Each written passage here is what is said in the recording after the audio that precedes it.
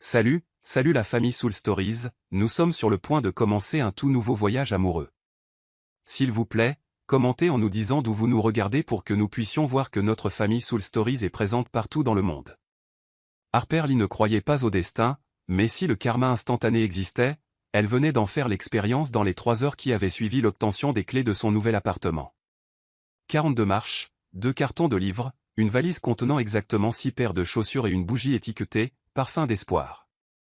Le résultat, des cheveux trempés de sueur collés à son cou, et une faim si intense qu'elle avait failli mâcher son poster de diamant sur canapé.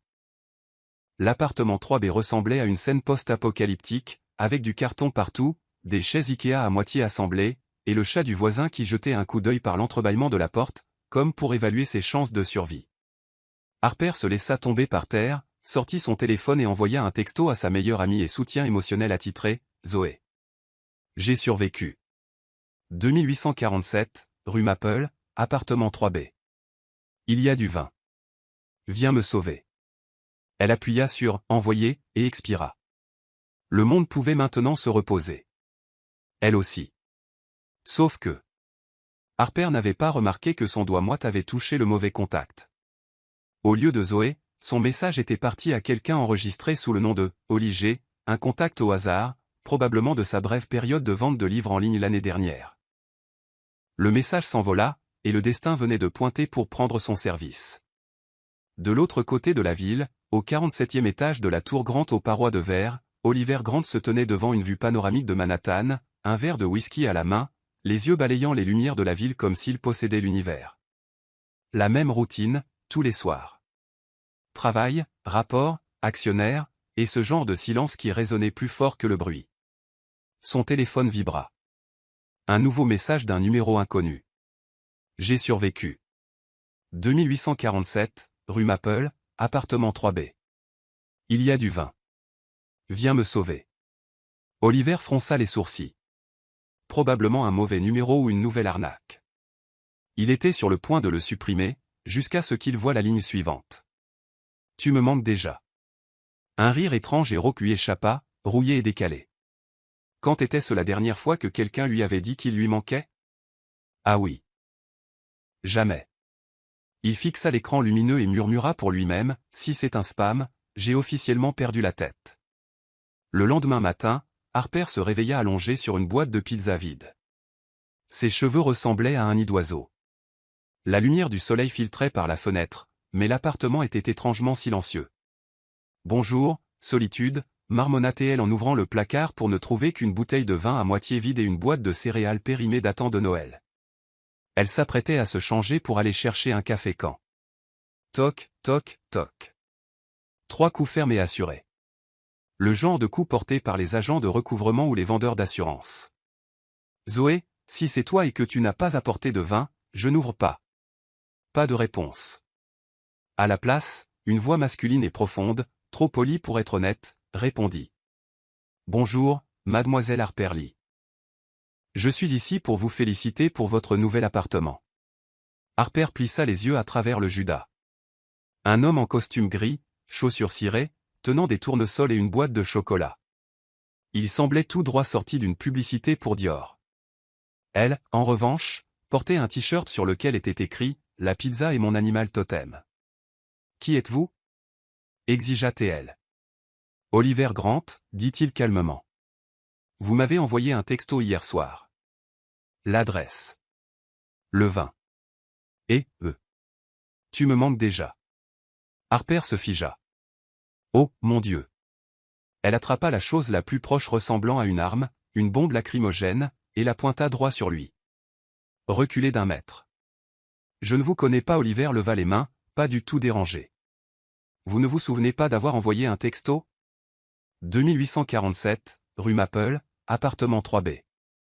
Je me souviens, mais je ne l'ai pas envoyé à un type en costume avec des fleurs. Eh bien, haussa-t-il les épaules, le vin et les fleurs vont généralement de pair. J'ai juste choisi la moitié la plus sûre. Elle cligna des yeux. Soit il était fou, soit il était dangereusement charmant. Vous réalisez que 90% des films d'horreur commencent exactement comme ça, dit-elle. Oliver sourit légèrement. Et les 10% restants? Des comédies romantiques. Je ne suis pas encore sûr de savoir dans laquelle on est. Finalement, après avoir confirmé qu'il n'était pas armé et que les fleurs n'étaient pas empoisonnées, Harper ouvrit la porte à contre-cœur. Oliver entra, balayant du regard la mer de carton. « Vous venez d'emménager ?»« Non, j'aime juste vivre dans un style post-ouragan chic. » Il rit, un son court et sincère. « Je peux vous aider avec ça. J'ai travaillé dans un atelier de montage à l'université. Vous savez coder et monter des meubles Ikea? Vous êtes une créature mythologique. Je voulais juste une excuse pour ne pas partir tout de suite. » Elle cligna des yeux, prise au dépourvu par son honnêteté. « Vous n'avez pas peur que j'appelle la police? J'ai apporté des fleurs. » Personne ne se fait arrêter pour des fleurs. Ils finirent assis l'un en face de l'autre, la vapeur du café s'élevant entre eux. Harper soupira. « Ma vie est un désastre. Je viens de rompre, de déménager, et maintenant, apparemment, je sers le café à un inconnu qui prétend être la victime d'un mauvais texto. » Oliver hocha lentement la tête. « Et je viens de recevoir le premier message depuis des mois qui m'ait fait sourire. » Les mots étaient calmes, simples, mais ils eurent un poids énorme. Harper leva les yeux au ciel pour cacher la chaleur qui montait en elle. « Vous dites ça à toutes les filles? » Jamais. D'habitude, je parle à des membres du conseil d'administration, mais il ne sourit pas. Elle éclata de rire. « Donc, vous n'avez vraiment aucune vie sociale? » Si. Ça s'appelle un agenda de réunion quotidienne. Ils rirent tous les deux, maladroitement, sincèrement, et de manière étonnamment confortable. Pour la première fois depuis des mois, Harper se sentit vivante. Quand Oliver partit, il posa le bouquet de tournesol sur sa table. Harper le fixa, à la fois amusée et confuse. Avant de sortir, il se retourna et dit « Si jamais vous prévoyez d'envoyer un autre mauvais texto, je vous suggère de me l'envoyer à nouveau. Je réponds vite. » Harper renifla. « Je vous bloque à la minute où vous sortez. Allez-y. J'apporterai quand même des fleurs. » La porte se ferma. Harper resta là, le cœur battant un peu plus vite. Son téléphone vibra. Un nouveau message de Oliger. « Merci pour le café. La prochaine fois, que ce soit du vin. » Harper gloussa, s'adossant au mur. « Mauvais texto, murmura-t-elle. Mais le bon genre de folie. » Le deuxième matin de Harper dans son nouvel appartement commença avec trois choses, une sonnette, l'odeur de café brûlé, et le regret soudain d'avoir publié, officiellement célibataire et libre comme l'air, en ligne à 2 heures du matin. Elle était encore dans sa chemise de nuit qui disait « La pizza est mon animal totem ». Ses cheveux semblaient avoir survécu à un choc électrique, et elle tenait une tasse avec un chat souriant dessus, clairement pas prête à rencontrer qui que ce soit. La sonnette retentit à nouveau.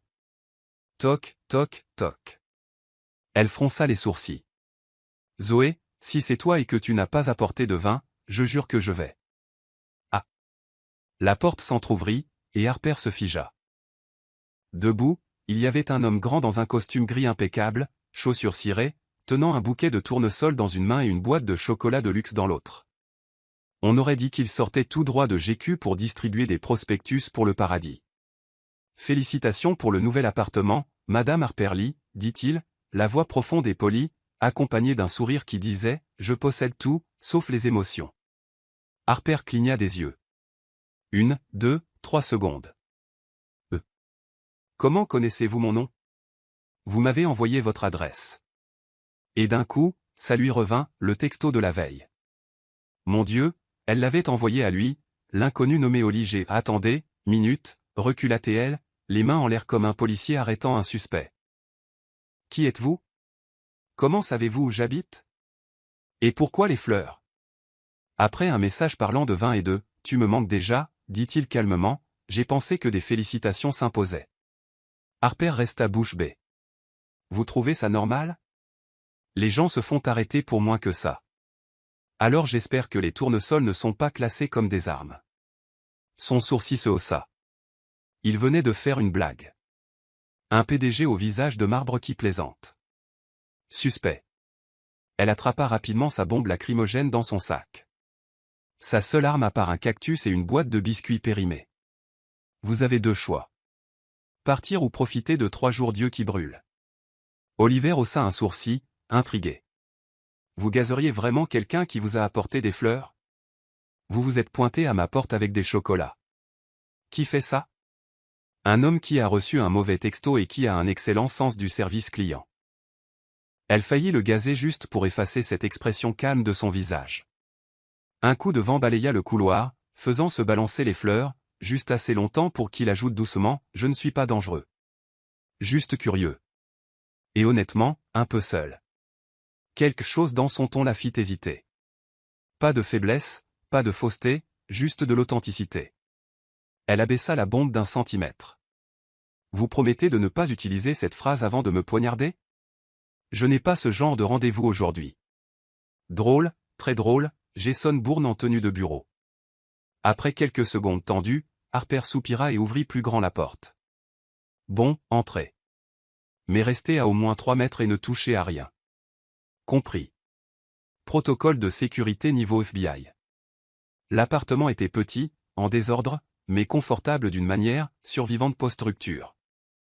Oliver posa les fleurs sur la table, jetant un coup d'œil autour de lui. Chaises non assemblées, boîte de pizza vide, quelques livres en équilibre précaire. Vous venez d'emménager? Non, j'appelle ça l'esthétique, apocalypse chic. Il eut un petit rire, un rire sincère qui la déstabilisa. Un café, demanda-t-elle, essayant de paraître assurée. Tant qu'il n'est pas empoisonné. Pas de promesse, mais il est bon marché, donc probablement sans danger. Elle versa le café dans 2 tasses dépareillées. Il la prit, remarquant le chat souriant. Mignon. Ne flirtez pas. J'envisage toujours la bombe lacrymogène. Un bref silence gêné. Harper croisa les bras, à moitié appuyé sur le comptoir. Très bien, Oliver Grant. Ou devrais-je dire, Oliger. Qu'est-ce qui vous a pris de vous pointer chez moi? Son ton était calme. Je travaillais tard, j'ai vu votre texto, et ça m'a fait rire. Ça faisait longtemps que je n'avais pas reçu un message qui ne soit pas attaché à une feuille de calcul. Donc vous pensiez que j'étais une sorte d'expérience sociale? Non, je pensais que vous étiez la première personne à me faire sourire sans dividende. Sa bouche s'ouvrit, mais son cœur la trahit le premier. Elle sirota son café, faisant semblant de ne pas être impressionnée. Vous parlez toujours comme si vous étiez dans une réunion d'actionnaires? Je peux essayer un autre ton si vous préférez. Je préfère un ton qui ne me donne pas envie de me cacher sous la table. Commentaire reçu. Harper éclata de rire, un vrai rire. Et, étonnamment, Oliver rit aussi. Ils parlèrent de choses ridicules. Pourquoi les tournesols sont toujours tournés vers le haut? Une faible estime de soi due à la gravité, dit-il. Pourquoi le chocolat était l'arme de l'amour? Parce que le regret suit la consommation. Et pourquoi le chat du voisin aime? Pickles, n'arrêtez pas de le fixer. Il sent les comptes en banque à 8 chiffres. D'une manière ou d'une autre, tout semblait étrangement facile. Quand Oliver se leva finalement pour partir, il jeta un regard en arrière et dit doucement « Merci de ne pas m'avoir gazé. J'y pense encore. Si jamais vous envoyez un autre mauvais texto, envoyez-le-moi. Je réponds vite. Je vous bloque dès que vous sortez. J'apporterai quand même des fleurs. » Elle plissa les yeux. Vous essayez toujours d'être aussi déroutant? Non, seulement quand quelqu'un est le bon genre de mauvaise personne. Elle fit semblant de le gazer. Il rit de nouveau et disparut dans le couloir. Quand la porte se ferma, Harper s'adossa au mur, le cœur battant plus vite qu'il ne le devrait. Sur la table, le bouquet de tournesol brillait au milieu du chaos des cartons. À côté, la boîte de chocolat intacte et une note soigneusement pliée. Je suppose que je n'ai jamais été invité à un tel désordre matinal. Auger, Harper sourit, à la fois déconcerté et intrigué. Son téléphone vibra. Un nouveau texto.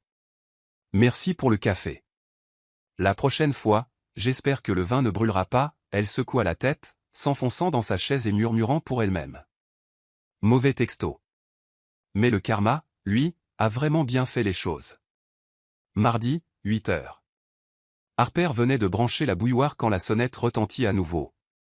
Elle lança un regard noir à la porte et marmonna, si c'est encore lui, je change vraiment les serrures.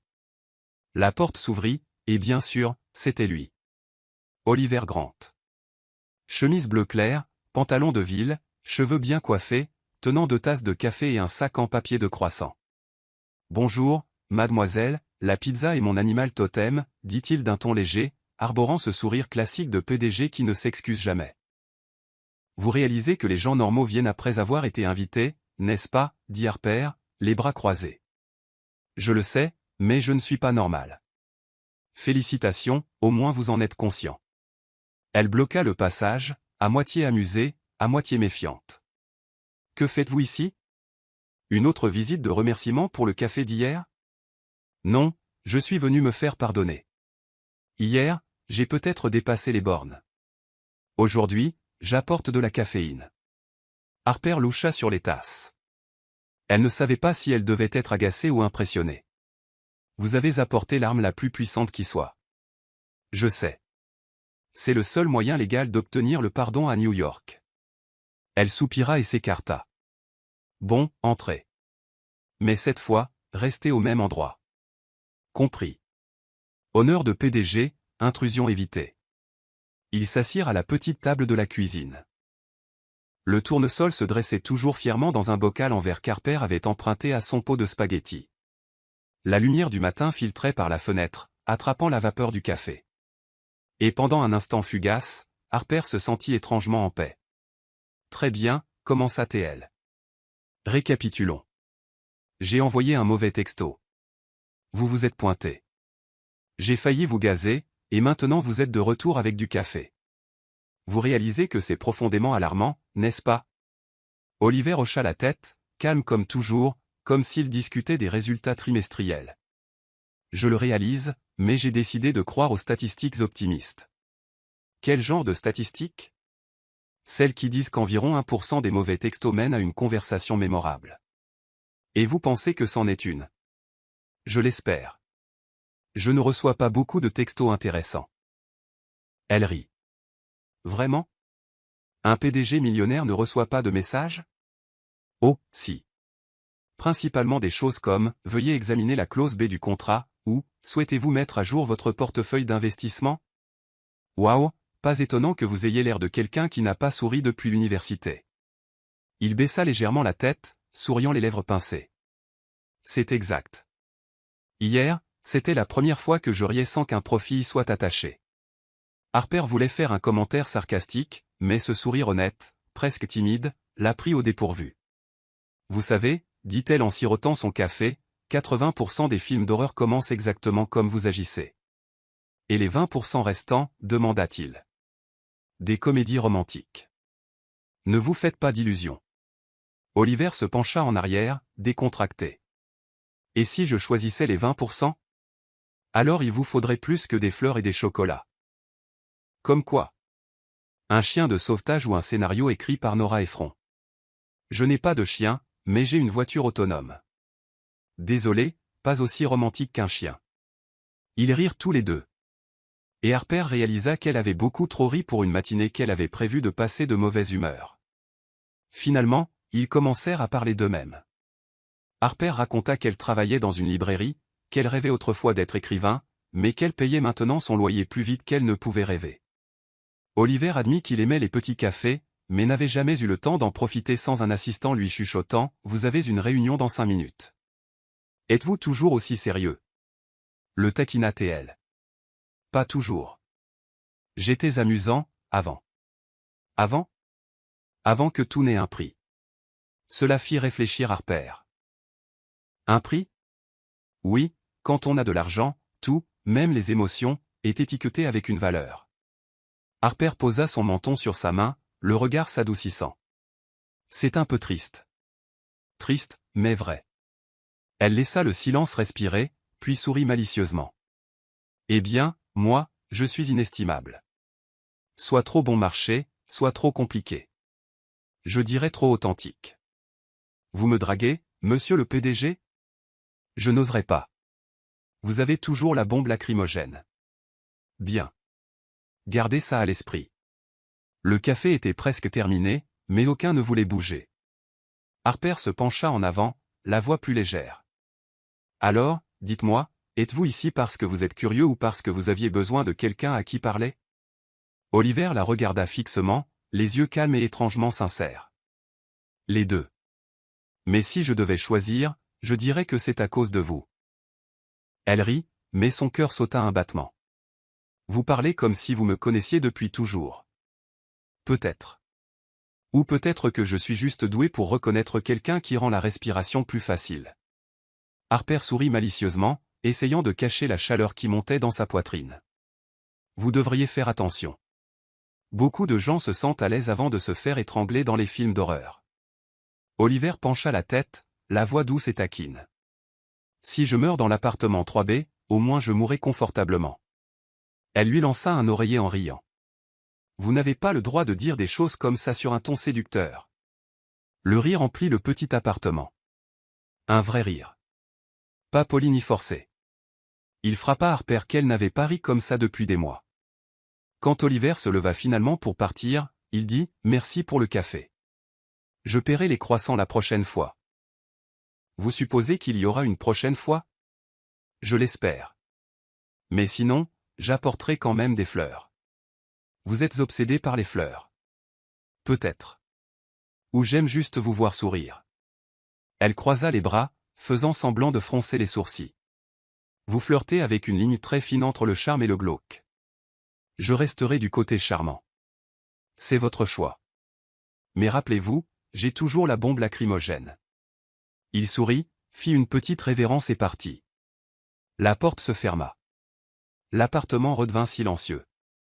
Harper s'assit, fixant les tournesols et la tasse de café à moitié vide. Son téléphone vibra. Olivier, oubliez de demander, êtes-vous allergique aux fleurs? Parce que je pense en apporter d'un autre genre la prochaine fois. Harper se mordit la lèvre. Le cœur sautant à nouveau. Puis elle tapa en retour, je suis seulement allergique aux gens qui se pointent à l'improviste. Olivier. Je prendrai rendez-vous d'abord. Café ou vin? Harper, ça dépend. Vous apportez du chocolat. Olivier, toujours. Elle rit et jeta son téléphone sur le canapé. Dehors, la lumière du soleil tombait sur les tournesols éclatants. Audacieux, un peu ridicule, et assez chaleureux pour que son cœur se sente à nouveau vivant. Elle ne savait pas de quoi c'était le début. Mais au moins, cette fois, son erreur avait le goût du café et du rire. Quand Oliver Grant l'invita à dîner, Harper l'y passa 5 minutes à en douter, 10 minutes à le nier, et 40 autres à se convaincre que c'était strictement amical.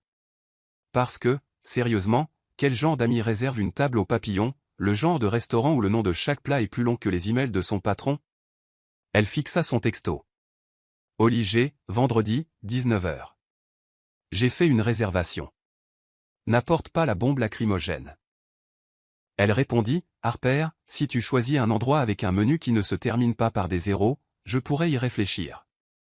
Mais à 18h30, elle se tenait devant son miroir, vêtue d'une robe rouge, de boucles souples et de talons qui criaient « mauvais choix de vie », tremblant comme si elle allait passer un entretien pour le poste de petite amie à l'essai. « Détends-toi », dit-elle à son reflet. « C'est juste un dîner, pas une demande en mariage. » Puis elle jeta un coup d'œil à ses tout nouveaux talons aiguilles de 10 cm et hocha la tête fièrement. « J'aurai l'air sublime. Jusqu'à ce que je tombe. » À 18h59 précise, elle sortit d'un taxi sur le trottoir en pierre polie de l'Upper East Side de Manhattan, et à cet instant même, le destin décida de tester à quel point elle voulait vivre. Crac. Son talon droit se cassa net, en parfait ralenti. Harper se figea, en partie à cause de la douleur, mais surtout de l'humiliation. Elle s'accroupit en marmonnant, voilà ce que je récolte pour m'être menti à moi-même. J'aurais dû mettre des chaussures plates. Elle boita en avant, à moitié blessée, à moitié déterminée, quand une élégante voiture noire s'arrêta à côté d'elle. La portière s'ouvrit et Oliver en sortit.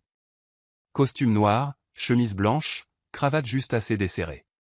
Il ressemblait à une publicité pour un parfum, dégageant de la confiance et un revenu à 6 chiffres. Il s'arrêta, observant la scène, Harper titubant, une main tenant son talon cassé, l'autre s'agrippant à un lampadaire pour sauver sa dignité. « J'arrive à temps pour vous sauver », demanda-t-il avec douceur. « Ou juste à temps pour rire ? Vous arrivez juste à temps pour assister à la chute du féminisme du XXIe siècle. » Il fronça les sourcils, puis, sans prévenir, lui tourna le dos. « Montez. »« Pardon ? » ?»« Sur mon dos.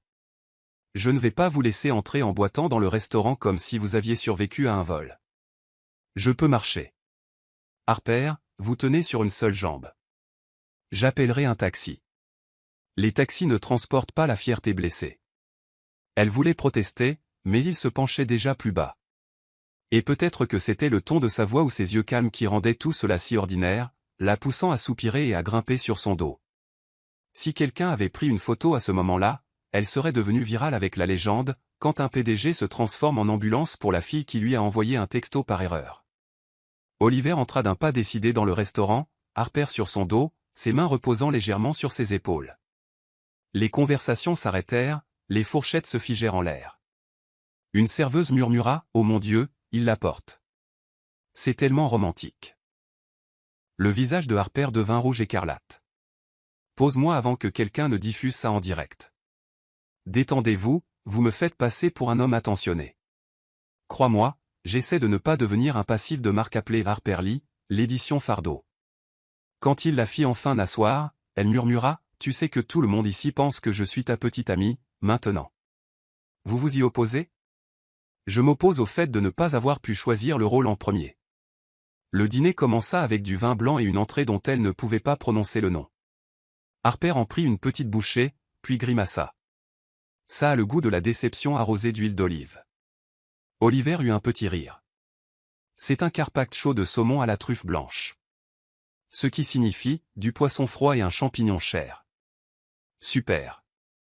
J'ai en gros commandé un plat de survie au SMIC avec de la garniture. Il éclata de rire, un vrai rire sans retenue. Vous me faites oublier pourquoi j'ai choisi cet endroit. Pour m'impressionner, évidemment. Non.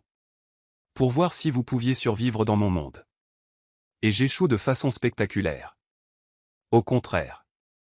Vous le rendez meilleur. Elle se tut un instant, les yeux baissés vers son assiette, parce que la façon dont il l'avait dit fit perdre le rythme à son cœur. Tout allait bien jusqu'à ce qu'une voix trop familière vienne de la table voisine. Harper ? Elle se retourna. Mason, son ex. Cheveux bruns parfaits, costume cher, et assis à côté d'une blonde au sourire si doux qu'il donnait la nausée à Harper. Oh, dit Harper d'un ton enjoué. Mason, ça fait longtemps. Je ne m'attendais pas à te voir ici. Moi non plus. Surtout pas dans le restaurant que tu as un jour qualifié de non-sens prétentieux. Oliver pencha la tête, silencieux mais clairement amusé. La blonde se pencha plus près, sa voix mielleuse. Oh, Mason, c'est une vieille amie ? Vieille amie, dit Harper gentiment, comme une mise à jour système obsolète qui n'arrêtait pas de planter. Oliver but une gorgée de vin, cachant son sourire. Le sourire de Mason vacilla. Je ne pensais pas que tu serais avec quelqu'un. Pourquoi pas ? Tu as l'exclusivité des restaurants chics maintenant ? La tension était à couper au couteau. Un serveur recula subtilement. Harper s'apprêtait à s'excuser quand Oliver posa une main calme sur la sienne. Ne vous inquiétez pas, murmura-t-il. La gestion de crise est ma spécialité, même quand elle implique des talons cassés. Elle rit, et ce son, léger, facile, sembla stupéfier Mason. Puis Oliver se pencha en avant, parlant juste assez fort pour que la table voisine entende. Ma chérie, ton dessert préféré, c'est la mousse au chocolat, n'est-ce pas ? Sans une seconde d'hésitation, Harper répondit, oui, tant que tu ne la manges pas toute cette fois. Mason se figea. La blonde cligna des yeux. Harper but une gorgée de vin, victorieuse. Tu viens de me sauver d'un désastre social, chuchota-t-elle. Pas de problème. Je facture à l'heure. Combien ? Un verre de vin et un sourire. Je peux payer en plusieurs fois ? Les taux d'intérêt émotionnels sont élevés. Elle éclata de rire pour la première fois depuis des années. Pas nerveusement, pas amèrement, mais librement. Quand ils quittèrent le restaurant, Harper marchait pieds nus, les talons à la main. Oliver ouvrit la portière de la voiture et demanda « Ça va ? Je viens de prouver que les femmes peuvent survivre sans chaussures, mais pas sans un sauvetage bien synchronisé. C'est un honneur de servir. » Alors que la voiture roulait dans les rues illuminées de Manhattan, Harper regarda par la fenêtre. Les lumières de la ville vacillaient sur son visage, douce et dorée. Elle ne savait pas si cela comptait comme un vrai rendez-vous, mais si c'était à ça que ressemblait un désastre, elle ne serait pas contre quelques-uns de plus. Harper Lee ne s'était jamais réveillé avec un petit déjeuner de luxe en embuscade, mais ce matin-là, c'est exactement ce qui s'est passé. À 8 heures précises, quelqu'un frappa à sa porte. Pas le coup d'un facteur, ni celui d'un voisin venant emprunter du sucre.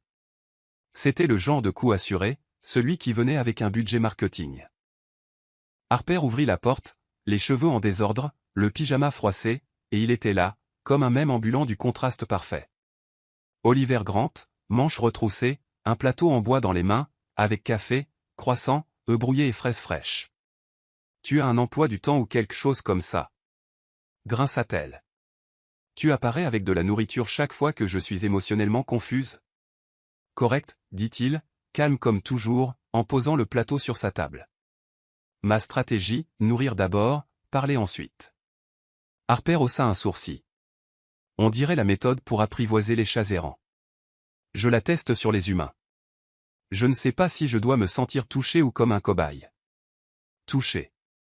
Ce petit déjeuner a coûté le double de l'investissement émotionnel moyen. Elle renifla mais sourit quand même.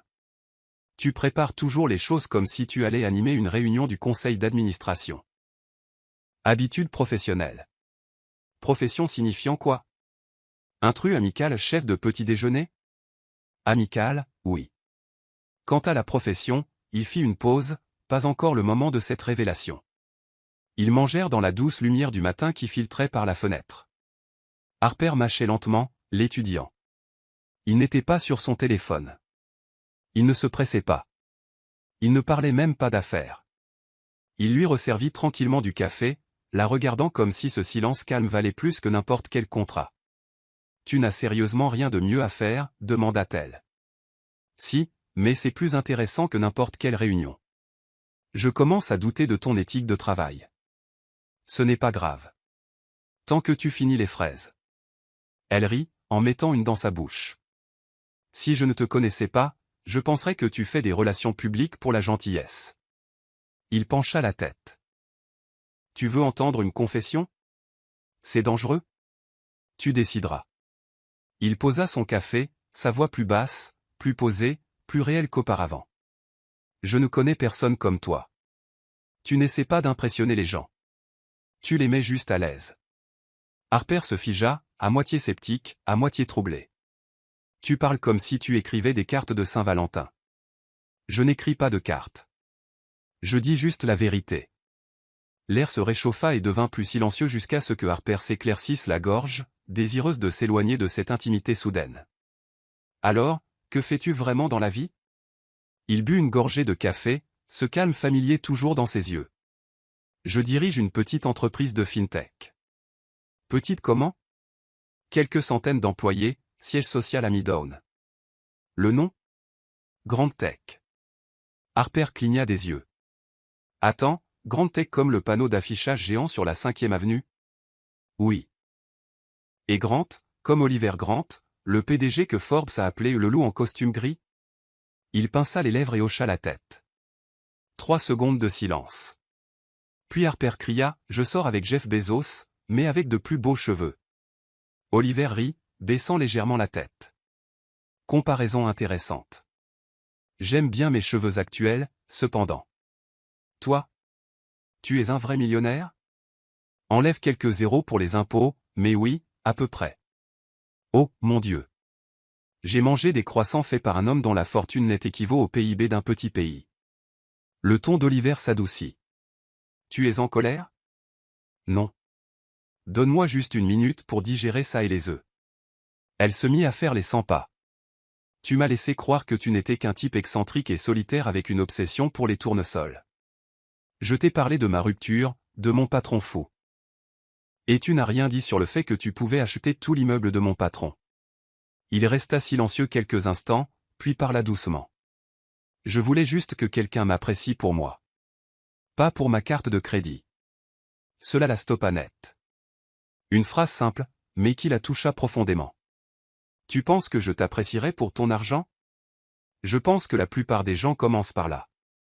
Ce n'est pas de leur faute, mais je voulais quelque chose de différent. Elle soupira, la voix s'adoucissant. Et tu m'as choisi parce que je ne savais pas qui tu étais. Je n'ai pas choisi. J'espérais juste avoir de la chance pour une fois. Harper se rassit, le fixant. Puis elle rit, secouant la tête. Tu réalises que ça ressemble exactement à un film, n'est-ce pas? Je ne l'ai pas vu. Ça se termine avec la femme qui panique et s'enfuit. Comme j'envisage de le faire maintenant. Le feras-tu? Pas encore décidé. Devrais-je apporter plus de nourriture pour négocier? Non. Apporte juste la vérité plutôt la prochaine fois. Marché conclu. La tension se dissipa. La lumière du soleil tombait sur son visage. Un homme qui pouvait diriger une entreprise de plusieurs millions de dollars et quand même éplucher des fraises avec un couteau en plastique dans sa petite cuisine. Tu te sens parfois seul dans ce monde de riches qui est le tien, demanda-t-elle doucement. Toujours. Et maintenant? Un peu moins. Parce que quelqu'un vient de le demander. Elle sourit, chaleureuse et sans défense. Bien. Mais la prochaine fois que tu te pointes à ma porte, envoie au moins un CV d'abord. Noté. Commentaire du client reçu. Quand Oliver partit, il laissa une petite note pliée à côté du plateau du petit déjeuner. Harper l'ouvrit. L'écriture était soignée, délibérée. Toute vérité n'a pas besoin d'être dite tout de suite. Certaines ont besoin d'être comprises avant d'être entendues. Auger, elle sourit pour elle-même. Sur la table, 2 fraises restaient. Elle en croqua une et marmonna, sucrée. Énervant de douceur. Tout comme lui. On dit que les ennuis arrivent juste quand on commence à croire que la vie va enfin bien. Et Harper l'y venait d'entrer dans cette phase artificiellement bien. Le genre avec des tournesols et des textos matinaux qui disaient « As-tu déjà déjeuné ?» Oliver Grant, autrefois décrit par la presse comme le PDG au cœur de Titane, livrait maintenant du café tous les matins à une fille de l'appartement 3B qui ne possédait même pas de machine à café. Et Harper, la même femme qui avait un jour juré de ne plus jamais tomber amoureuse d'un homme en costume, se mettait à sourire chaque fois que son téléphone s'allumait avec Auger. Tout allait bien. Jusqu'à ce que Mason revienne. Samedi matin, Harper était en train de scotcher une affiche « Cherche vendeur de livres à temps partiel » devant la petite librairie quand elle entendit une voix qu'elle espérait ne plus jamais entendre. « Tu n'as toujours pas trouvé d'acheteur, hein ?» Elle se retourna. Mason. Chemise blanche. Demi-sourire. Ce même demi-sourire qui lui faisait bêtement croire qu'il n'était pas froid, juste occupé. Mason, dit-elle platement. Tu as l'air différente. Heureuse? En quelque sorte. À cause du nouveau type? Harper esquissa un mince sourire. Nous ne sommes plus assez proches pour discuter de ma santé émotionnelle. Mais Mason n'a pas reculé. Il s'approcha, baissant la voix. J'ai entendu dire que tu voyais Oliver Grant. Le grand de Grande Tech. Et tu réalises à quel point il est riche, n'est-ce pas? À quoi tu joues? Les yeux de Harper s'aiguisèrent. Je joue à être heureuse. Sans toi au casting.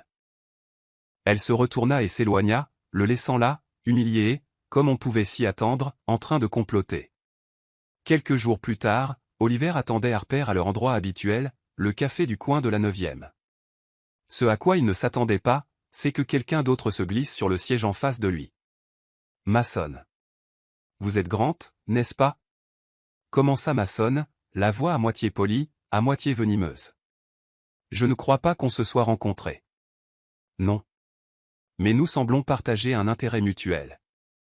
Oliver le considéra avec l'expression calme d'un homme endurant une réunion imprévue. Je voulais juste vous prévenir, continua Mason. Cette femme, Harper. Elle est douée. Vous savez, elle a un jour écrit un essai de 5000 mots pour exiger un remboursement de $1 pour un café mal servi. Oliver haussa un sourcil, amusé. Ça semble financièrement consciencieux. Consciencieux? Elle va vous plumer. Vous pensez que je ne sais pas gérer mes actifs, répondit Oliver avec douceur, en buvant une gorgée. Je pense que vous n'avez jamais rencontré une femme qui écrirait 5000 mots pour $1. En fait, je trouve ça fascinant. Mason cligna des yeux. Vous plaisantez? Non. J'investis dans les gens qui comprennent la valeur $1. Juste au moment où la tension commençait à monter, une voix familière traversa l'air. Oh, parfait. Une réunion à mon sujet et personne n'a pensé à m'envoyer une invitation? Harper se tenait à l'entrée, veste en jean, les yeux flamboyants. Elle regarda de Mason à Oliver. J'en ai assez entendu pour savoir exactement qui a dit quoi. Mason leva les mains. J'étais juste en train de... Ne continue pas, le coupa TL. Tu as fait assez de juste. Puis elle se tourna vers Oliver, la voix tremblante de colère. Et toi, pourquoi étais-tu assis là à l'écouter au lieu de le mettre dehors? Harper, Non. Sais-tu ce que je déteste le plus? Être discuté comme un portefeuille d'investissement à haut risque. Les gens dans le café avaient commencé à regarder. Oliver se leva, tendant la main vers elle, mais elle recula. Harper, je n'ai rien cru de ce qu'il a dit. Alors pourquoi n'es-tu pas parti? Parce que je voulais l'entendre de sa bouche. Pour comprendre ses intentions. Oh, merveilleux. Aime le PDG de Grande Tech et m'enquêter sur ces femmes maintenant? L'air s'épaissit, amer de café torréfié et d'orgueil. Mason essaya d'intervenir, mais la voix d'Oliver devint glaciale. Vous devriez partir. Avant que j'oublie que c'est un lieu public. Mason sourit narquoisement et haussa les épaules, sortant, laissant un silence assez tranchant pour couper du verre. Harper se détourna, s'essuyant rapidement les yeux. Oliver la suivit dehors, l'appelant. Harper, attends. Non. J'ai besoin d'air et d'espace. Je ne mérite pas d'être traité comme si j'avais douté de toi. Et je ne mérite pas d'être évalué. Elle s'arrêta au coin de la rue, se retournant vivement. Tu penses que parce que tu as de l'argent, tout peut s'expliquer? Tu peux parler calmement, logiquement, comme un PDG donnant une conférence de presse. Mais tu ne comprends pas ce que c'est que de devoir constamment prouver qu'on n'a pas besoin d'être sauvé. Oliver ne dit rien. Pour la première fois, l'homme qui avait toujours les mots justes n'en avait aucun. La voix de Harper se brisa légèrement. Je n'ai pas besoin que tu me protèges. J'ai juste besoin que tu me crois. Puis elle se retourna et s'éloigna rapidement, furieuse, fragile. Le tournesol qu'il tenait lui glissa des mains, tombant sur le trottoir, ses pétales se pliant dans le vent. Oliver resta figé au milieu de la foule. Quelqu'un marcha sur la fleur tombée, écrasant ses pétales jaunes. Il s'accroupit, la ramassa, la refermant doucement dans son poing. Sur son téléphone, un message clignotait, envoyé par Harper juste avant que tout ne tourne mal. As-tu pris ton café? J'ai une bonne nouvelle à t'annoncer. Il le lut et laissa échapper un rire calme et brisé. Ouais, murmura-t-il pour lui-même, mais il a un goût un peu plus amer aujourd'hui. Si Harper y avait une liste intitulée « Choses à ne jamais faire quand on vient de commencer à sortir avec un PDG », alors rencontrer sa belle-mère lors d'un dîner formel serait tout en haut, en gras, souligné et surligné en rouge. Mais Oliver Grant n'a pas demandé. Il a juste souri, lui a tendu une invitation et a dit, aussi nonchalamment que s'il suggérait une soirée cinéma, « Ce soir, je veux que tu rencontres quelqu'un d'important. » Cet quelqu'un d'important s'est avéré être Vivian Grant, sa belle-mère, une icône de la mode et une magnate de l'investissement mieux connue dans les cercles financiers sous le nom de « la Reine de glace ». Et Harper, qui comprenait à peine ce que signifiait une tenue de ville, se tenait maintenant dans une salle à manger scintillante de cristal, portant des converses blanches légèrement trempées par la pluie. Le dîner commença avec de la musique classique, du vin rouge et une atmosphère si tendue qu'elle avait l'impression de passer un entretien pour le poste de future Madame la PDG. Vivian était assise parfaitement droite, un verre de vin à la main, souriant à Harper avec la précision d'un chirurgien. Mademoiselle Lee, commença-t-elle, la voix douce et froide, j'ai entendu dire que vous et Oliver vous êtes rencontrés grâce à un mauvais texto? Oui, dit Harper d'un ton léger, une version très 4G du destin. Le sourire de Vivian n'atteignit pas ses yeux. Charmant.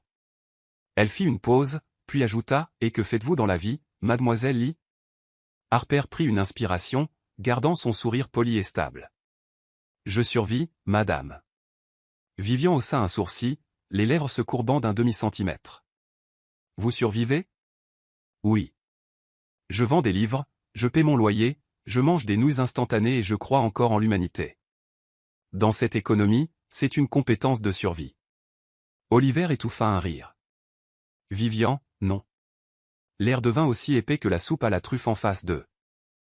Tout au long du dîner, Vivian lança de subtils quiz sur les valeurs de la vie, tandis que Harper se défendait avec un humour sec et une obstination joyeuse. Avez-vous des projets pour l'avenir? Je prévoyais d'acheter la planète, mais pour l'instant je me concentre sur ma facture d'électricité. Oliver a besoin de quelqu'un qui comprend ce que signifie être un grand. Je comprends que la responsabilité signifie partager le dessert, bien que les grandes semblent préférer tout garder pour eux. Oliver faillit s'étouffer avec son vin. Harper sourit. Vivian sourit aussi, mais ses yeux devinrent plus froids. Publicité pour Soul Stories, alors que le repas touchait à sa fin, Vivian posa son verre et se tourna vers son beau-fils. Oliver, te souviens-tu de ce que ton père a laissé derrière lui? Tu veux dire l'entreprise ou les conseils? Les deux. Y compris la règle, ne jamais laisser l'émotion interférer avec la raison. Harper jeta un coup d'œil vers lui. Sa main était crispée. Vivian continua, sa voix basse, d'une précision tranchante. Je vois que vous avez du charme, mademoiselle Lee, mais le charme ne suffit pas. Vous n'appartenez pas à notre monde. Oliver mérite quelqu'un de son rang, pas une vendeuse de livres.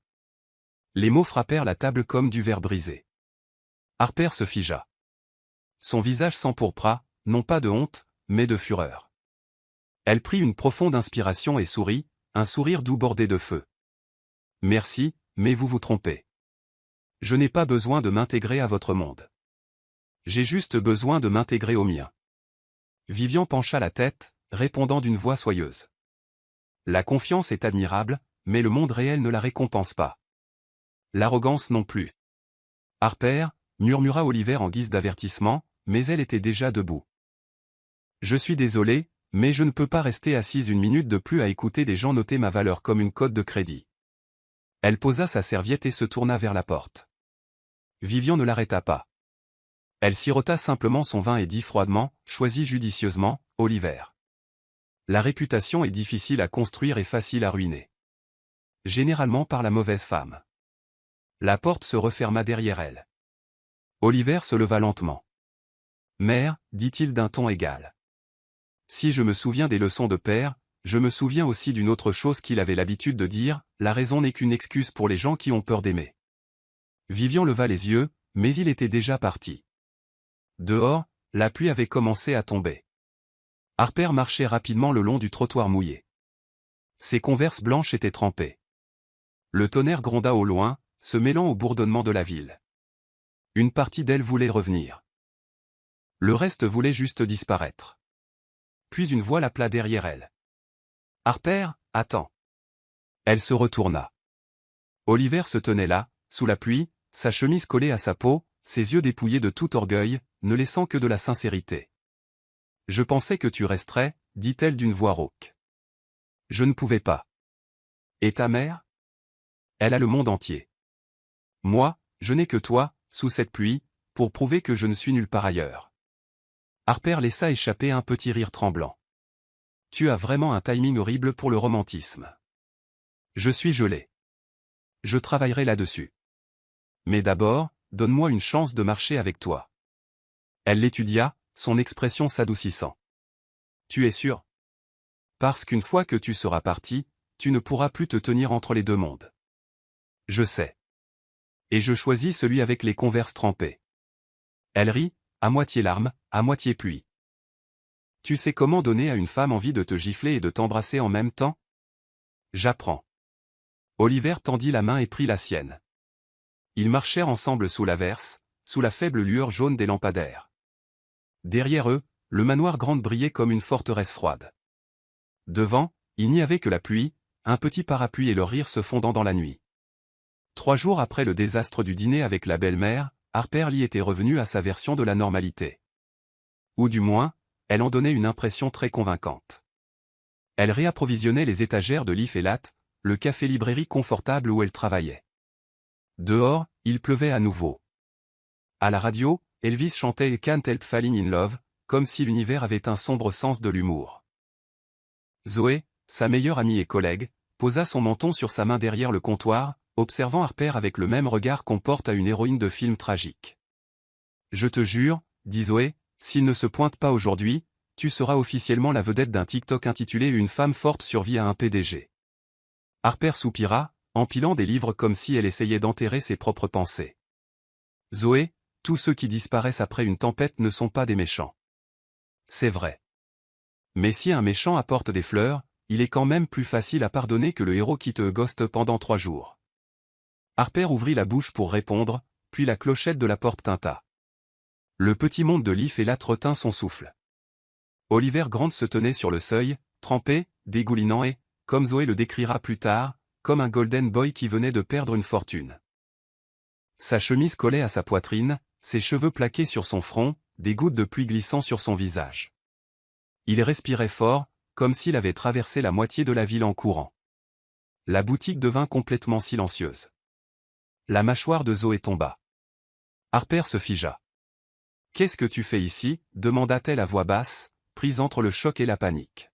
« Je suis venu réparer ce que j'ai cassé. » Zoé chuchota, les yeux écarquillés, « Oh mon Dieu, c'est une scène de film. » Oliver entra point l'eau de pluie dégoulinait sur le parquet alors qu'il se tenait debout entre les allées étroites.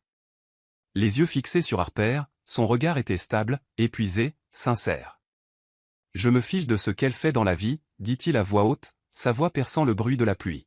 « Je sais seulement que c'est elle qui me donne envie d'être moi-même. » Toutes les têtes dans le café se tournèrent. Pendant un battement de cœur, personne ne dit un mot. Le seul son était le crépitement de la pluie et Zoé qui sortait discrètement l'appareil photo de son téléphone. « Qu'est-ce que tu fais » siffla Harper. « Je dis ce que j'aurais dû dire il y a 3 jours. »« Ici ? En public ? Devant le monde entier, s'il le faut. »« Oh, mon Dieu » murmura Zoé. « La lumière est parfaite. » Le visage de Harper rougit, un mélange de gêne et d'incrédulité. « Tu sais que tu es en train de battre le record du monde de la déclaration la plus gênante en public, n'est-ce pas ?» Oliver sourit doucement. « Si ça peut te faire sourire, j'accepte le titre. » Des rires parcoururent la salle. Quelques clients commencèrent à filmer. Une dame âgée qui parcourait les romans d'amour murmura, « Il a l'air sincère, ma petite. » Ne sois pas idiote. Harper croisa les bras, faisant semblant d'être calme, bien que sa voix tremble. Tu penses qu'un discours dramatique sous la pluie efface tout? Non, mais c'est un début. Tu n'as pas peur que ça finisse en ligne? J'ai plus peur de ne plus jamais te revoir. Les mots atterrirent comme des gouttes de pluie sur une eau calme, doux mais résonnant profondément. Zoé se pencha vers un client et chuchota, je ne sais pas qui il est, mais il devrait donner des cours de confession pour les nuls. Harper s'approcha, faisant toujours semblant d'être agacé. Tu penses vraiment que tu peux entrer ici, faire fondre ma librairie, et être pardonné comme ça? Non, j'espère juste que tu me laisseras me faire tremper avec toi à nouveau. Tu es impossible. Honnête. Et ridicule. Précis. La pluie scintillait à travers la fenêtre, se reflétant sur son visage. Ce n'était plus le PDG froid, mais un homme dépouillé de son armure. Je pensais que les émotions me rendaient faible, dit-il doucement, mais quand tu es parti, j'ai réalisé qu'elles sont la seule chose qui me rend humain. La boutique devint silencieuse. Même Zoé retint sa respiration une seconde. D'accord, murmura-t-elle. C'est le moment où Netflix ajoute la musique de fond. Harper le regarda, à moitié ému, à moitié exaspéré. Tu es fou. Je sais. Et trempé. Ça vient avec le package culpabilité. Les gens te filment, tu sais? Au moins, j'aurai meilleure allure que dans ces vidéos de cuisine ratées. Elle soupira, s'approchant, effleurant une goutte de pluie de sa manche. Tu ruines mon parquet qui a coûté cher. Je le paierai avec n'importe quoi, tant que tu ne pars pas, une pause, puis elle eut un petit sourire. Sincère. Tu sais, je déteste que tu gagnes toujours. Je ne gagne que lorsque tu souris. D'accord, tu gagnes encore, M. Le PDG le plus gênant du monde. Je prends ce trophée. Je suis toujours en colère. Tant mieux. La colère signifie que tu tiens encore à moi. De derrière le comptoir, Zoé cria, donnez-moi une fin digne de ce nom, vous deux. Harper foudroya son ami du regard, puis se retourna vers Oliver. Il la regardait comme si le reste du monde avait disparu. Tu réalises que tu es dans une librairie, n'est-ce pas? Murmura-t-elle. Oui, et c'est le chapitre que je veux écrire avec toi. Puis il l'embrassa doucement, un baiser réel, et imprégné de tout ce qui n'avait pas été dit. Des applaudissements éclatèrent. Zoé hurla, viral. Je vous l'avais dit, l'amour a l'air de la 5G. Harper rit contre sa poitrine tandis qu'Oliver lui murmurait à l'oreille. J'avais tout, mais je n'ai jamais eu ça. Elle leva les yeux vers lui, ses yeux brillants. Tu es terrible pour garder les secrets et doué pour prendre des risques. J'ai gagné, alors? Pour l'instant. Ne perds pas la main, Monsieur Grant. 3 heures plus tard, la vidéo intitulée « Un PDG se confesse sous la pluie dans une librairie » devenait virale sur TikTok. Le premier commentaire était de Harper « Je ne paie pas pour le placement de produits dans cette scène ». La réponse d'Oliver arriva juste en dessous « J'ai déjà payé avec mon cœur, ma chérie ». Si la vie de Harper Lee était un film, le making-of s'appellerait sans aucun doute « Comment un PDG a obtenu le pardon avec du chocolat et une lettre manuscrite ». 3 jours après la confession sous la pluie devenue virale sur TikTok, la vidéo de Zoé avait déjà atteint 2,4 millions de vues, accompagnée de centaines de commentaires dramatiques. S'il ne l'épouse pas, je porte plainte pour dommages émotionnels. Hey, Harper, donne l'adresse de la librairie. J'ai besoin d'un exemplaire de Comment se confesser à un PDG qui ressemble à un chaton trempé. Au commentaire numéro 72, Harper jeta son téléphone sur le canapé, rougissant, riant et mortifié tout à la fois. C'est alors que quelqu'un frappa à sa porte. Elle ouvrit. Personne. Seulement une petite boîte de chocolat nouée d'un ruban rouge et une enveloppe couleur crème posée proprement sur le paillasson. Sur l'enveloppe, dans son écriture inimitable droite, élégante, trop parfaite pour un homme autrefois surnommé « le loup de la finance », étaient inscrits les mots « à la fille qui m'a réappris à dire la vérité ». Au jet, Harper souleva les chocolats, déplia la lettre et sentit instantanément la plus légère trace de vanille. Harper, je croyais que je n'avais rien à dire. Que les chiffres, les plans et les résultats parlaient d'eux-mêmes. Puis tu es arrivé, et tout ce que je savais sur le contrôle est devenu insignifiant. Je ne peux pas promettre d'être parfait. Mais je peux promettre que si jamais tu es à nouveau en colère, je me présenterai à ta porte avec du chocolat, pas de la logique. Parce qu'au final, l'amour n'a pas besoin de rapport trimestriel. Il a juste besoin d'exister. Oliver. Harper rit. Non pas parce que la lettre n'était pas douce, mais parce qu'elle était trop douce. Oh mon Dieu, marmonna-t-elle. Il écrit comme un homme qui vient de terminer le cours d'écriture créative pour PDG Solitaire 101. Pourtant, ses doigts tremblaient en tenant la page. Chaque mot, même les plus maladroits, semblait réel. Juste à ce moment-là, son téléphone sonna. Zoé avait l'air de quelqu'un qui venait de gagner à la loterie. As-tu vu les nouvelles? Ta vidéo est en tendance dans la section Amour et Humanité.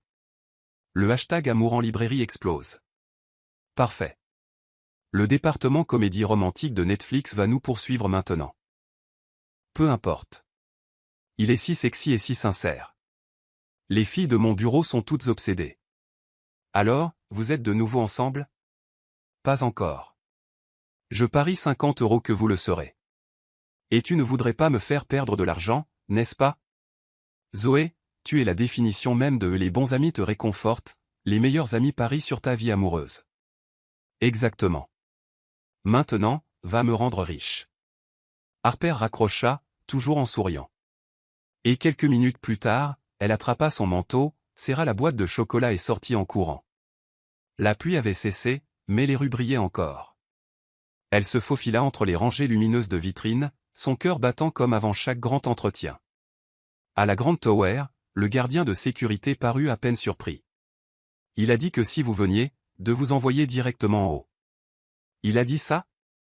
Oui, madame. Oh, et il a mentionné, ne posez pas de questions sur les chocolats dans l'ascenseur. Harper éclata de rire. Il transforme tout ce gratte-ciel en campagne marketing pour l'amour. Quand elle atteignit le dernier étage, la porte vitrée s'ouvrit. Oliver se tenait près de l'immense fenêtre, les lumières de la ville peignant sa silhouette, une tasse de café à la main. Il entendit ses pas, mais ne se retourna pas tout de suite. Tu as lu la lettre? Oui, et j'ai 2 remarques. Je suis prêt. 1. Ton écriture est effroyablement bonne. 2. Tu utilises beaucoup trop de métaphores financières pour une confession d'amour. Il se tourna en souriant. Je suis un PDG, pas un poète. J'utilise le langage que je connais. Et je déteste le fait que je l'ai réellement compris. C'est ça le problème. Ils se regardèrent en silence, un silence lourd de non-dits.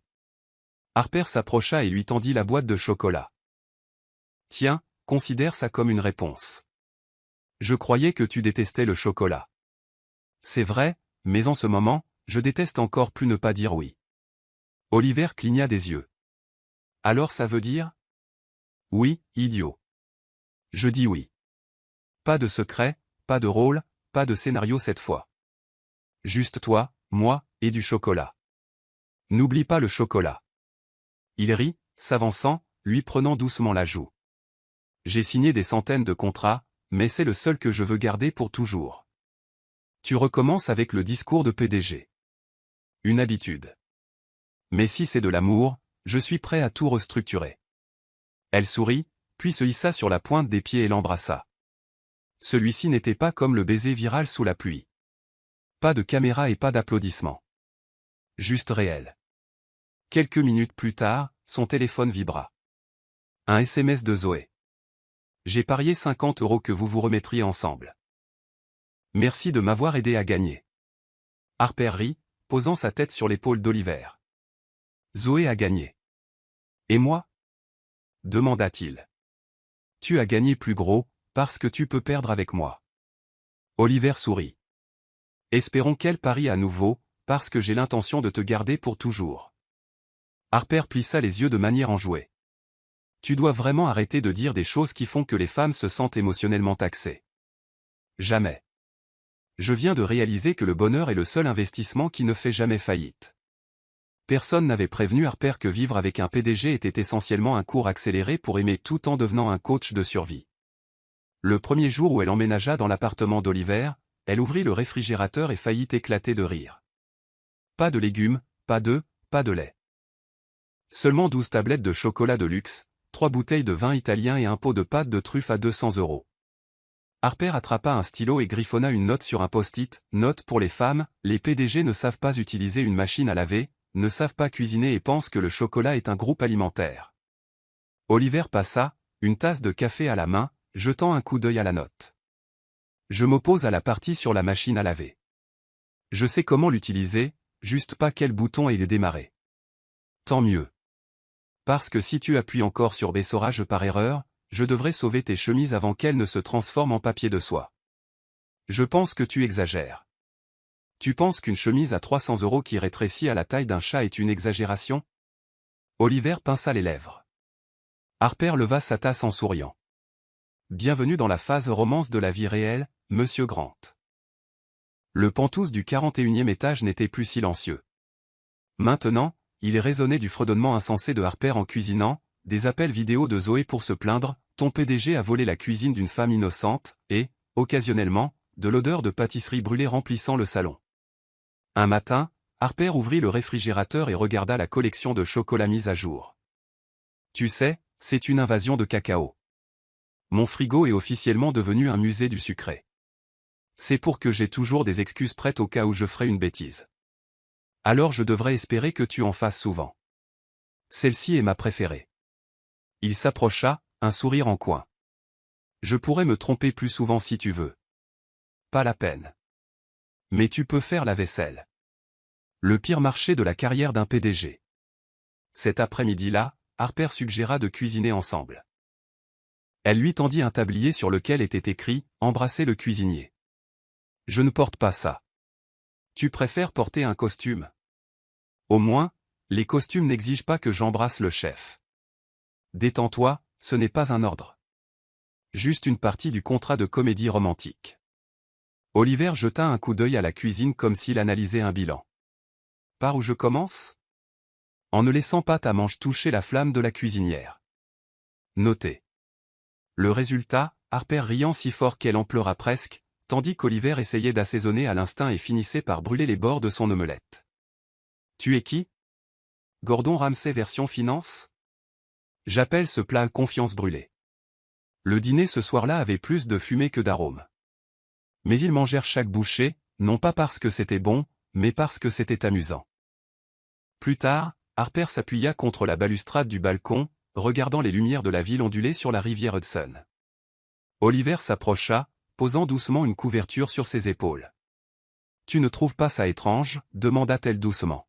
« Tu as vécu toute ta vie entourée de choses chères, et pourtant, le seul moment où tu as l'air en paix, c'est quand la cuisine est en feu et que ta chemise est couverte de farine. Je n'avais jamais ri pendant un repas avant toi. On dirait que je suis une thérapeute du rire professionnel. Peut-être, mais tu es plus efficace que n'importe quelle thérapie que j'ai jamais essayée. Elle leva les yeux vers lui, les lumières scintillant dans ses yeux. Tu n'as pas peur? De quoi? Qu'un jour je parte comme les autres l'ont fait. Non, parce que si jamais ça arrive, au moins je saurai que j'ai vécu honnêtement pendant que tu étais là. Sa réponse la laissa sans voix. Non pas parce que c'était romantique, mais parce que c'était si sincère que cela fit trembler son cœur. Le lendemain matin, Harper se réveilla tôt. Oliver dormait encore, un bras posé sur son front. La lumière du soleil se déversait sur son visage, paisible, sans aucune trace du PDG glacial. Elle sourit et écrivit dans son petit carnet sur le comptoir de la cuisine, « Expérience de cohabitation, jour 7. » Il n'a toujours pas mémorisé le bouton au démarrer de la machine à laver. 2. Il peut maintenant distinguer le sucre du sel. Parfois. 3. Et j'ai appris que l'amour n'a pas besoin de scénario. Il a juste besoin de quelqu'un d'assez patient pour ne pas s'enfuir au milieu du désordre. Ce soir-là, ils s'assirent sur le balcon, regardant le coucher de soleil peindre le ciel de nuances ambrées. Harper posa sa tête sur son épaule, grignotant le morceau de chocolat qu'il lui offrait. « Tu crois toujours que le chocolat résout tout? Aucune donnée ne prouve le contraire. Tu devrais ouvrir un cabinet de conseil en relations. J'ai déjà ma première cliente. Je ne te paie pas, pas besoin. Je suis payé en sourire. » Harper rit, secouant la tête. « Tu ne sais vraiment pas quand arrêter de gagner. Je ne gagne que lorsque tu es là. » Elle se tourna vers lui, l'embrassa sur la joue et murmura, « Tu sais, je pensais que l'amour devait être grandiose et cinématographique. Mais il s'avère qu'avoir quelqu'un avec qui rire en faisant la vaisselle est suffisant. Je crois que c'est à ça que ressemble le vrai bonheur. » Oui. Ils restèrent assis en silence, regardant le soleil sombrer sous l'horizon, la lumière dorée se reflétant sur les tours de verre lointaines. Plus de tournesol. Plus de pluie. Plus de confessions dramatiques. Juste 2 personnes, une cuisine en désordre et 2 cœurs qui avaient enfin appris à aimer pour de vrai. Personne n'aurait jamais imaginé qu'un jour, Oliver Grant, le PDG froid et obsédé par la finance, qui trouvait autrefois les graphiques boursiers plus attrayants que les poèmes d'amour, se tiendrait devant une petite boutique, martelant une enseigne en bois qui disait « Lee et Grant Books », là où les histoires trouvent leur seconde vie. Harper se tenait à côté de lui, un pinceau à la main, sa chemise blanche éclaboussée d'encre, les cheveux attachés en un chignon désordonné. Elle inclina la tête, admirant les derniers coups de pinceau de son lettrage. « Tu sais, tu écris comme un homme qui signe un traité de paix. J'ai signé des contrats de 200 millions de dollars avec moins de stress que ça. C'est parce que ces contrats n'impliquaient pas de couleur de peinture et de sentiments. » Il sourit, essuyant doucement une tache d'encre de sa joue avec son pouce. « D'accord, l'artiste. La boutique est presque prête. » « Ce n'est pas une boutique, corrigea-t-elle doucement. C'est un rêve. » Lee et Grant Books s'ouvrit par un matin d'automne doré. La lumière du soleil entrait à flot par les larges vitrines, mêlant l'odeur du café et du papier neuf, un parfum à la fois nostalgique et vivant. Un coin abritait un comptoir à café avec des tasses en céramique beige que Harper avait personnellement choisies. L'autre coin, des tables de lecture, des bougies parfumées et un petit piano sur lequel Oliver avait insisté, pour que les après-midi ne soient pas silencieux. Les invités commencèrent à arriver, amis, voisins, même quelques visages familiers qui achetaient les livres d'occasion de Harper au marché aux puces. Zoé s'affairait comme une organisatrice d'événements surexcitée. « Harper. La machine à expresso fonctionne. » Oh, et j'ai accroché le panneau au PDG barista. « Zoé, s'il te plaît, ne le fais pas passer pour un déclassé. Détends-toi. Dès que les gens le verront avec un tablier, ils commanderont une tasse supplémentaire par réflexe. » Oliver émergea de derrière le comptoir, les manches retroussées, tenant un plateau d'expresso. Le regard qu'ils échangèrent, malicieux et chaleureux, appartenait à 2 personnes qui avaient déjà survécu au chaos et s'étaient toujours choisies. « J'ai acquis des centaines d'entreprises, dit-il en posant le plateau, mais c'est la première fois que j'ai l'impression de construire quelque chose. Attention. Cette phrase ressemble dangereusement à une dépendance à la caféine. Trop tard. Je suis déjà accro à autre chose. À quoi donc? À t'écouter parler. » Harper rougit, lui tapotant la main de manière enjouée. « Dis des choses comme ça devant les clients, et je déduis ça de ton salaire. C'est moi qui te paie. Alors je le déduirai de ta fierté. Juste au moment où les rires remplissaient la boutique, une silhouette familière franchit la porte. Harper se retourna et se figea. Vivian Grant. Élégante comme toujours. Robe noire, foulard en soie, lunettes de soleil surdimensionnées et un bouquet de lavande à la main. L'air sembla se figer un instant. Oliver cligna des yeux de surprise, puis se redressa, calme comme toujours. Mère. J'ai entendu dire que vous aviez ouvert une librairie café. Pas seulement moi. Harper est mon associé. Vivian hocha légèrement la tête, son regard glissant vers Harper. Pas tranchant, juste tranquillement observateur. Puis-je jeter un coup d'œil? Bien sûr, Madame Grant, répondit poliment Harper, la voix stable mais légère. Vivian marcha lentement le long des rangées d'étagères, ses doigts effleurant les vieilles couvertures rigides. Elle s'arrêta devant une photo encadrée sur le mur, Harper et Oliver, tous deux couverts de farine, riant devant un gâteau à moitié brûlé dans leur cuisine. Vivian sourit faiblement. Je ne l'ai jamais vu rire comme ça. Harper, se tenant à proximité, répondit doucement, peut-être parce que la pâtisserie ne l'oblige pas à prouver quoi que ce soit. Ça le laisse juste être une personne. Vivian se tourna vers elle, son regard s'adoucissant pour la première fois. Vous êtes peut-être la meilleure chose qui lui soit jamais arrivée. Je sais, dit doucement Harper. Ce n'était juste pas encore le moment pour vous de le réaliser. Pendant un moment de silence, Vivian laissa échapper un rire réel et sans garde. Peut-être qu'il est temps. Deux femmes, une compréhension. Plus tard cet après-midi-là, lorsque la boutique se calma, Harper remarqua Vivian assise dans un coin, lisant Orgueil et Préjugés. Elle apporta 2 expressos. Vivian leva les yeux. Je pensais que vous n'aimiez pas le café fort. J'apprends à l'aimer, répondit Harper, tout comme j'apprends à accepter certaines personnes. Elles trinquèrent, un petit son, mais qui résonna loin. Elle n'était plus la petite amie du PDG et la belle-mère intimidante, juste 2 femmes autrefois solitaires, autrefois craintives de l'amour, ayant toutes 2 construit des murs trop hauts. Maintenant assises à la même table, elles partageaient la plus tranquille des paix, l'acceptation. Oliver s'approcha, posant une main sur l'épaule de Harper. Je ne m'attendais pas à ce que cette journée soit si paisible. La paix ne vient pas quand on la poursuit, dit-elle doucement. Elle vient quand on cesse d'avoir peur. On dirait une philosophe. Non, juste quelqu'un qui a survécu. Tous les 3 regardèrent par la fenêtre. La lumière dorée du soleil entrait à flots, tombant sur les étagères, illuminant l'enseigne, Lee et Grand Books. Harper la contempla, le cœur plein et calme. Je pensais que les belles histoires n'existaient que dans les livres. Maintenant je sais que parfois, elles s'écrivent en dehors des pages, à la main, avec courage. Oliver se pencha, lui embrassant le front. Vivian sourit tranquillement, prenant sa dernière gorgée d'expresso. Je pensais que les femmes comme vous n'existaient que dans la fiction. Peut-être que je n'ai pas assez lu. Ce n'est pas grave, sourit Harper. Nous sommes ouverts tous les jours. Vous pouvez venir lire davantage. Vivian gloussa, sincèrement cette fois. Attention, mademoiselle Lee. Je pourrais devenir une habituée. C'est exactement ce que j'espère. Ce soir-là, l'enseigne de Lee et Grand Books brillait doucement sur la petite rue. À l'intérieur, les rires se mêlaient à l'odeur de café et de lavande. Un nouveau chapitre avait commencé. Pas de jugement, pas de mur. Seulement des gens qui avaient appris à aimer, à pardonner et à sourire en regardant le chemin parcouru. 1 an plus tard, Harper était assise près de la vitrine de la librairie, sirotant un café tout en tapant son nouveau billet de blog. Si vous avez déjà envoyé le mauvais texto, ne l'effacez pas trop vite. Peut-être que vous ne vous êtes pas trompé. Peut-être que vous l'avez simplement envoyé à la bonne personne de la manière la plus étrange. Elle rit et ajouta une dernière ligne. Et si cette personne répond, souriez. Parce que peut-être que le destin sait aussi utiliser les émojis.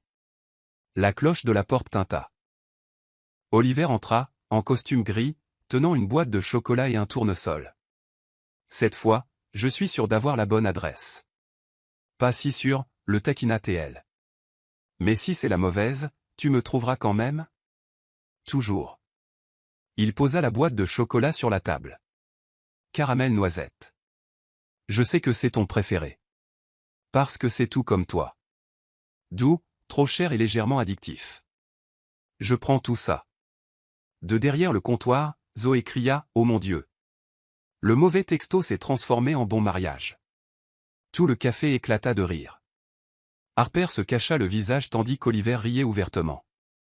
Il tira une chaise, s'assit à côté d'elle et murmura, « Si quelqu'un demande, je leur dirai que tout a commencé par un message mal dirigé. Et c'est terminé par quoi? Un sourire qui a trouvé la bonne personne. » Elle le regarda, la lumière de l'après-midi attrapant ses cheveux, brillant comme un miracle quotidien. Ils partagèrent le chocolat tandis que les rires se propageaient dans la boutique. À l'extérieur de la fenêtre, l'enseigne de Lee et Grant Books reflétait le coucher du soleil. Et en dessous, la petite inscription brillait, là où les erreurs prennent tout leur sens.